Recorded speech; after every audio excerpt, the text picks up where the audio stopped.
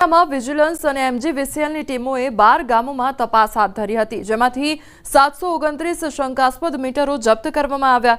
અત્યાર સુધીમાં તપાસાયેલા 254 મીટરમાંથી ₹2.70 કરોડની વીજ ચોરી બહાર આવી છે, તો અધિકારીઓના જણાવ્યા મુજબ હજુ બાકી મીટરોની તપાસ ચાલી રહી છે।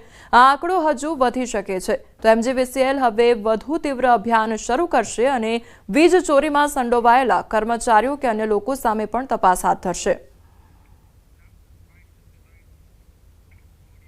એમજીવીસીએલ દાહોદ વિભાગીય કચેરીના તાબા હેઠળ આવતા અલગ અલગ સબ ડિવિઝનમાં એમાં ખાસ કરીને દાહોદ સિટીમાં રેન્ડમ રૂટીન ચેકિંગ કરતા અમુક પ્રકારની સ્માર્ટ વીજ ચોરી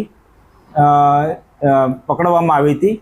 એના લીધે દાહોદ ડિવિઝન દ્વારા તમામ ટીમો ભેગી કરી 8 થી 10 ટીમો ભેગી કરીને પ્રાથમિક લેવલે એક ડ્રાઈવ ગોઠવવામાં આવી। એમાં જુદી જુદી જગ્યાએથી 28 મીટરો જે શંકાસ્પદ પકડવામાં આવ્યા। એને ગ્રાહકની પ્રતિનિધિની હાજરીમાં એને પેપર પેક કરી અને વધુ તપાસ સાથે લેબમાં મૂકવામાં આવી।